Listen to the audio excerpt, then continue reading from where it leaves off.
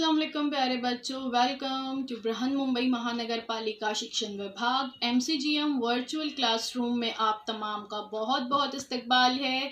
और जैसे कि आपको पता है कि स्कूल्स हमारे फिलवक्त बंद है, लेकिन तालीम का सिलसिला रुका नहीं है, थमा नहीं है। और जो है हम आपके सामने रोज़ ब रोज़ जो है नए नए लेक्चर्स के साथ जो है हाजिर होते हैं। तो वैसे ही आज का हमारा एक नया इंटरेस्टिंग सेशन लेकर हम आए हैं आपके साथ, और मैं हूं आपकी मौलमा शेख ज़रीन सबा। तो चलिए शुरुआत करते हैं हमारे आज के सेशन की। बृहन मुंबई महानगर पालिका शिक्षण विभाग की जानिब से आज का हमारा टॉपिक है तेज़ाब, असास और नमकियात, एसिड, बेस एंड सॉल्ट। जमात नहुम के लिए, स्टैंडर्ड 9th के लिए। मजमून है साइंस और मैं हूं आपकी मौलमा Zareen Saba from MCGM virtual classroom Mumbai. तो बच्चों, आज हम नया टॉपिक शुरू कर रहे हैं और ये बहुत इंटरेस्टिंग है, आपको बहुत मज़ा आएगा। तो चलिए देखते हैं। सबसे पहले देखते हैं तेज़ाब क्या होते हैं। पिछली जमात में आप तेज़ाब के बारे में पढ़ चुके हैं। आपको ये पता है कि कुछ चीज़ों का जायका जो है मीठा होता है, कुछ चीज़ों का जायका कड़वा होता है, तो कुछ अशिया जो है खट्टी और कुछ तुर्श जायके वाली होती है। लीमू, इमली, सिरका और आंवला जैसी अशिया में मौजूद खट्टापन एक मखसूस और खास मुरक्कब की वजह से होता है। खटास देने वाले इस मुरक्कब को तेज़ाब या एसिड्स कहते हैं। तेज़ाब पानी में हल पजीर होने के साथ साथ झीजकार भी होते हैं। हैवानात और नबातात में भी तेज़ाब मौजूद होते हैं। असास, अगर आप खाने के सोडे का हल्का या महलूल चखें तो वो कुछ तल्ख लगता है ना। खाने के लिए आप खाने में खाने का सोडा इस्तेमाल किया जाता है। आपकी अम्मी जो हैं जब भजिए बनाती हैं तो उसमें भी ये खाने का सोडा डाला जाता है। तो अगर आप उसको थोड़ा सा चख के देखेंगे तो बहुत तल्ख लगेगा, आप ज़बान पर उसको रख नहीं पाएंगे ज़्यादा देर। तो ऐसी अशिया तल्ख जायका रखने वाली, और अगर हाथ लगाए तो ये बहुत चिकनी महसूस होती है हाथ लगाने में। इसे असास या बेस कहते हैं। ये मिसाल है इसकी चूने का पानी, खाने का सोडा, कास्टिक सोडा और जितने भी साबुन आते हैं, हैंड वॉशेस आते हैं, ये तमाम जो है बेस की एग्जाम्पल्स हैं। अब लिटमस कागज़ की मदद से हम तेज़ाब और असास की पहचान किस तरह से करेंगे, ये हम पिछली जमात में देख चुके हैं, है ना। तो इसे जो है, जो लिटमस पेपर है, इसे कहते हैं मजहर या इंडिकेटर जो है इसे कहते हैं। तो acid base indicator litmus paper के अलावा और दूसरे भी बहुत सारे हैं जो हम पिछली जमात में इसका मुताला कर चुके हैं। आज हम पहले सिर्फ लिटमस पेपर के बारे में asset turns blue litmus paper red, यानी एसिड जो होता है वो जो ब्लू कलर का लिटमस पेपर है उसको क्या कर देता है, रेड कर देता है। ठीक है, तस्वीर में आप देख सकते हो कि ब्लू कलर का लिटमस पेपर जब हम डालते हैं एसिड में तो वो क्या हो जाता है, रेड हो जाता है। जबकि इसका उलट होता है बेस में। जब हम बेस में जो है डालते हैं रेड कलर का लिटमस पेपर तो वो हो जाता है blue. Red litmus paper is an indicator and turns blue when it touches base. ठीक है, तो दोनों में उलट है। Red litmus blue litmus paper red होता है एसिड में, और रेड लिटमस पेपर जो है ब्लू होता है बेस में। देखिए, एसिड और बेस की कुछ खुसूसियत बताई गई है। एसिड जो होते हैं वो सोर होते हैं टेस्ट में, जबकि बेस जो है वो बिटर होते हैं। एसिड जो है turn blue litmus paper red, और बेस जो है turns red litmus paper blue. Reacts when some metals to produce H2 dissolve carbonic salt releasing CO2। ये हम आगे इसके बारे में पढ़ेंगे। और बेस जो होता है वो बहुत स्लिपरी होता है टच में, यानी हम हाथ लगाएं तो हाथ को चिकनाहट महसूस होती है। हम तेज़ाब और असास से मुतालिक मज़ीद मालूमात हासिल करेंगे। आइए मुरक्कबात के साल में जो है किस तरह से बनते हैं इसका इआदा कर लेते हैं। ये भी आप पिछली जमात में देख चुके हैं। नेम ऑफ द कंपाउंड दिया है आपकी किताब में, जो है सिर्फ फार्मूलाज दिए हुए हैं, मॉलिक्यूलर फार्मूले दिए हुए हैं, और आपको कंपाउंड का नेम लिखना है। बेसिक रेडिकल्स और एसिडिक रेडिकल्स जो है अलग करके लिखना है, और आपको टाइप ऑफ कंपाउंड भी वहाँ पर लिखना है। देखिए पहली एग्जांपल देखते हैं जो आपकी किताब में भी मौजूद है, और वो है HCl। इसका नाम है हाइड्रोक्लोरिक एसिड, और इसमें बेसिक रेडिकल क्या है, H प्लस, और एसिडिक रेडिकल जो है Cl माइनस है। और ये कौन सा कंपाउंड है, तेज़ाब है, असास है कि नमकियात है, तो ये है एसिड। बिल्कुल ऐसे ही nitric acid HNO3, HBr hydrogen bromide, H2SO4, फिर NaON, KON, ऐसे तमाम जो है मॉलिक्यूलर फार्मूले जितने भी आपकी किताब में दिए हैं, यहाँ पर हम देख सकते हैं कि हमने उसको अलहदा करके लिखे, बेसिक रेडिकल और एसिडिक रेडिकल्स को, और फिर हमने टाइप ऑफ कंपाउंड भी लिखे। तो कुछ जो है कंपाउंड्स हैं वो तेज़ाबी खुसूसियत रखते हैं, कुछ कंपाउंड्स असासी खुसूसियत रखते हैं, और कुछ कंपाउंड्स जो है वो नमकियात हैं। तो अब देखते हैं तेज़ाब, असास और नमकियात क्या हैं। चंद मुरक्कबात के सालों में जैसे हमने अभी टेबल में देखे, H प्लस तेज़ाबी असलिया नज़र आता है, तो वो सब तेज़ाब है। जैसे कि एग्जाम्पल में आप यहाँ पे देख सकते हैं HCl में H प्लस जो है आपको नज़र आ रहा है ना, तो ये क्या है, तेज़ाब है। जबकि बाज़ मुरक्कबात के सालमों में OH माइनस असासी असलिया दिखाई देता है, तो ये क्या है, असासी मुरक्कबात है। एग्जाम्पल NaOH, टेबल में और भी एग्जाम्पल दिए हैं, तो जिसमें जिसमें OH आ रहा है वो तमाम जो है असासी मुरक्कबात होंगे। अब कुछ मुरक्कबात ऐसे होते हैं जिनमें H प्लस या OH माइनस नहीं होता, बल्कि इसकी बजाय दूसरे जो है आयनी मुरक्कबात होते हैं, तो इन्हें जो है नमकियात कहते हैं। जैसे for example NaCl, sodium chloride जो नमक है, ये उसका फॉर्मूला है। तो इसमें क्या होते हैं, Na और Cl, तो इनका शुमार जो है सॉल्ट्स में या नमकियात में होता है। तो हम देख रहे हैं एसिड, बेसिस एंड सॉल्ट। आज हम इसके बारे में मज़ीद मालूमात हासिल करेंगे। मुरक्कबात की अब 3 किस्में हैं, तेज़ाब, असास और नमकियात। देखिए 3 एग्जाम्पल्स जो है यहाँ पे दी हुई है उसकी, तेज़ाब की HCl, असास की NaOH, और नमकियात की जो है NaCl। ठीक है, तो ये 3 एग्जाम्पल है इसकी। अब देखते हैं आयनी मुरक्कबात के बारे में और इसका एक जायज़ा लेते हैं। पिछली जमात में आप पढ़ चुके हैं आयनी मुरक्कबात के बारे में। आयनी मुरक्कबात के सालमों के जो है 2 जुज़ होते हैं, एक होते हैं कैटेनाइन और एक होते हैं एनाइन।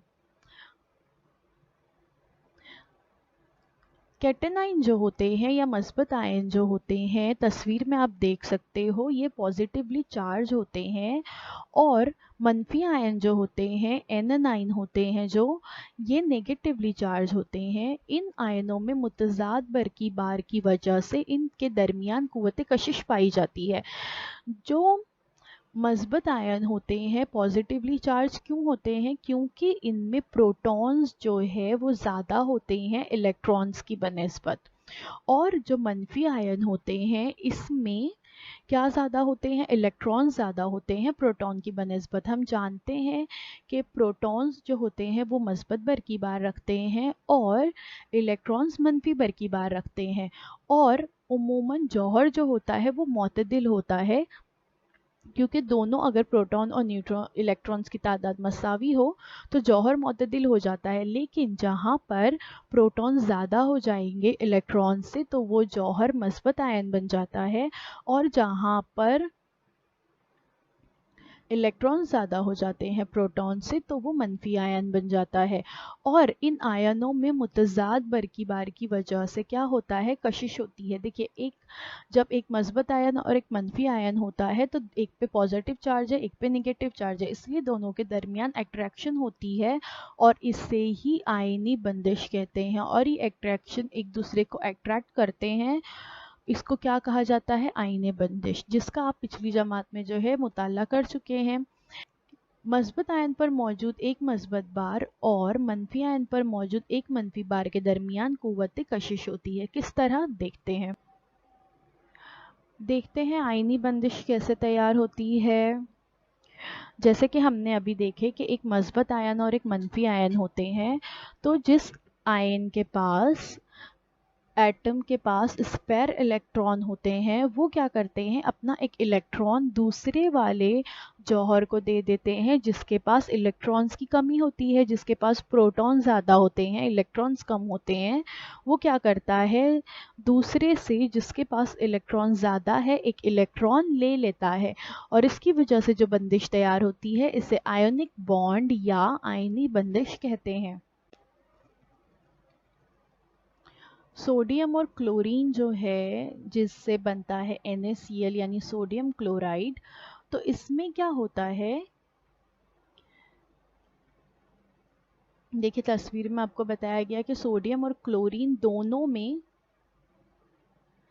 जौहर जो है इसका बैरूनी मदार मुकम्मल मुसम्मनी हालत में नहीं होता, लेकिन Na और Cl इन आयनों के दरमियान बैरूनी मदार जो है मुकम्मल मुसम्मनी होते हैं। पूरी तरह से मुसम्मन इलेक्ट्रॉन मुस्तकिल हालत जाहिर करते हैं और आगे Na और Cl के खिलाफ बारदार आयन में आयनी बंदिश तैयार होने की वजह से NaCl बेहद मुस्तकिल आयनी मुरक्कब तैयार होता है। देखिए Na जो होता है ये पॉजिटिव चार्ज होता है और Cl यानी क्लोरीन जो होता है ये नेगेटिव चार्ज होता है। Na के बैरूनी मदार में हम देख रहे हैं कि एक ही इलेक्ट्रॉन है और Cl के बैरूनी मदार में हम देख रहे हैं कि 7 इलेक्ट्रॉन्स है।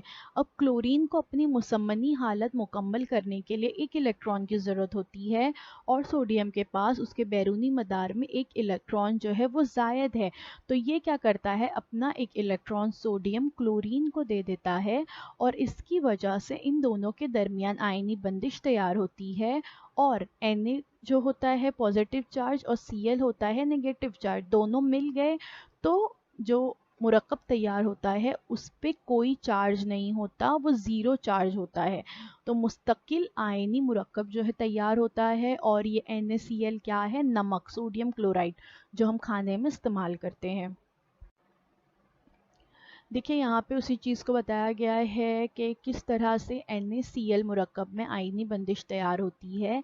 आज़ाद होने वाला एक इलेक्ट्रॉन Na यानी सोडियम के पास एक आज़ाद इलेक्ट्रॉन मौजूद होता है और वो देख सकते हैं आप यहाँ पे, तो ये आज़ाद इलेक्ट्रॉन किसके पास चला जाता है, क्लोरीन के पास, जिसके आखिरी के मदार में सिर्फ 7 इलेक्ट्रॉन हैं और इसको अपना मुसम्मनी हालत मुकम्मल करने के लिए एक इलेक्ट्रॉन की ज़रूरत होती है। तो वो एक इलेक्ट्रॉन वो सोडियम से ले लेता है और फिर तैयार हो जाता है NaCl और ये आयनी बंदिश से जुड़ा हुआ मुरक्कब है। वैसे ही एक और एग्जाम्पल जो है वो दी हुई है यहाँ पर और वो है सोडियम फ्लोराइड NaF के बारे में। बिल्कुल NaCl की तरह ही सोडियम जो है पॉजिटिव चार्ज है और F फ्लोरीन नेगेटिव चार्ज है और फिर इन दोनों के दरमियान आयनी बंदिश तैयार होती है और ये बन जाता है सोडियम फ्लोराइड। अब देखते हैं आयनी मुरक्कबात की तहलील, जिसे डिसोसिएशन कहते हैं। क्या है ये, breaking apart the bonds of molecules, यानी मॉलिक्यूल के बॉन्ड को तोड़ना, तहलील करना। किस तरह से, सबसे पहले इसको समझने के लिए ये समझना ज़रूरी है कि आबी महलूल क्या होते हैं। देखिए ज़ैल की अशिया को मिलाने पर तैयार होने वाले आमेज़े को क्या कहते हैं, यानी अगर जब हम पानी में नमक को मिलाते हैं या पानी में हम शक्कर को मिलाते हैं या पानी में हम तेल मिलाते हैं, या पानी में हम लकड़ी का भूसा मिलाते हैं। तो जब हम पानी में ये सारी चीज़ें मिलाते हैं तो एक आमेज़ा तैयार होता है, मिक्सचर तैयार होता है, और उसको कहा जाता है आबी महलूल। समझ में आया आबी महलूल किसे कहते हैं? तो ये जो है आबी महलूल कहलाता है। आब यानी पानी, ठीक है, और महलूल बना है हल होने से, यानी पानी में जो चीज़ें हल होती हैं उससे जो तैयार होता है आमेज़ा, उसको कहा जाता है आबी महलूल। तो जब आयनी मुरक्कब पानी में हल होता है तो उसका आबी महलूल तैयार होता है। क़याम पज़ीर आयनी मुरक्कब में मुखालिफ बारदार आयन एक दूसरे से मुत्तसिल होते हैं, और जब कोई आयनी मुरक्कब पानी में हल होना शुरू होता है, आयनी मुरक्कब क्या है? जिसमें आयनी बंदिश जो है मौजूद होती है। आयनी बंदिश क्या होती है अभी हमने थोड़ी देर पहले देखे। तो जब कोई आयनी मुरक्कब, जैसे यहाँ पे एग्जाम्पल बताया हुआ है सोडियम क्लोराइड की, जब ये पानी में हल होना शुरू होते हैं तो पानी के साल में मुरक्कब के आयनों के दरमियान दाखिल होते हैं और उन्हें एक दूसरे से अलहदा कर देते हैं। और आबी महलूल में आयनी मुरक्कब की तहलील होती है। आयनी मुरक्कब एक दूसरे से टूट जाते हैं, अलग अलग हो जाते हैं। आप यहाँ पे देख सकते हो क्लोराइड आयन को बताया गया है ग्रीन कलर में, और सोडियम आयन को बताया गया है पिंक कलर में। जब हम सोडियम क्लोराइड, ठीक है, आयनी मुरक्कब है, अभी हमने देखे ना नमक यानी, तो जब हम पानी में नमक को डालते हैं तो नमक में जाने के बाद वो हल किस तरह से होता है कि उसकी वहाँ पे आयनी मुरक्कब यानी सोडियम क्लोराइड की तहलील होती है, और सोडियम अलग हो जाता है और क्लोराइड जो है वो अलहदा हो जाता है। तो इसी को आयनी मुरक्कब की तहलील कहते हैं। कंपाउंड्स इन एक्वियस सोल्यूशन, ठीक है, एक्वियस सोल्यूशन यानी आबी महलूल, the separation of ions that occurs when an ionic compound dissolve is called dissociation, ठीक है। अभी जो हमने देखे कि हम पानी में NaCl डालेंगे तो पानी के जो, जैसे ही पानी में NaCl जाता है, नमक जाता है, तो ये क्या हो जाते हैं, उसके दरमियान की आयनी बंदिश टूट जाती है और Na और Cl अलहदा अलहदा हो जाते हैं। When NaCl dissolve in water, the ions separate as they leave the crystal. महलूल में हलशुदा आयन हर एक आयन को पानी के सालमात तमाम सिमतों से जो है घेर लेते हैं। तो इस हालत को ज़ायल करने के लिए हर एक आयन की अलामत के दाएं जानिब एक क्यू, एक्वियस यानी आबी लिखा जाता है। ये आप नीचे इक्वेशन में देख सकते हैं, Cl के बाद Na के बाद एक क्यू लिखा हुआ है। यानी क्या है इसका मतलब कि वो जो महलूल है उसमें अलहदा शुदा जो आयन है, यानी जो सोडियम का आयन है और जो क्लोरीन का आयन है, उसके ऊपर क्या मौजूद है, पानी के सालमा जो उसके अतराफ में मौजूद है, इसलिए वहाँ पे हम एक क्यू लिखते हैं। तो अलीफ में क्या है, पानी में हल होने से कब्ल ठोस हालत में नमक बताया गया है। आपको पता है आपके घर में नमक मौजूद होता है कि किस तरह से नमक जो है ठोस हालत में दरदरी शक्ल में होता है ना। तो ये NaCl जब हम उसमें डालते हैं तो क्या होता है, जो सोडियम क्लोराइड है पानी में जाते ही उसके आयन जो है अलहदा हो जाते हैं, Na अलग और Cl अलग हो जाता है, और क्या तैयार होता है, नमक का आबी महलूल तैयार होता है जिसमें Na अलग है और Cl अलग है। इसकी इक्वेशन नीचे हम देख सकते हैं, NaCl S लिखा है यानी सॉलिड स्टेट। अब ये पानी में जाकर तहलील हो रहा है और Na प्लस AQ और Cl माइनस AQ। AQ क्या है, क्यों लिखते हैं, अभी हमने ऊपर वजह देखे ना कि आयन के अतराफ क्या है, पानी के सालमात मौजूद है, इसके लिए वहाँ पर AQ लिखा जाता है यानी एक्वियस, जिसका मतलब होता है आबी।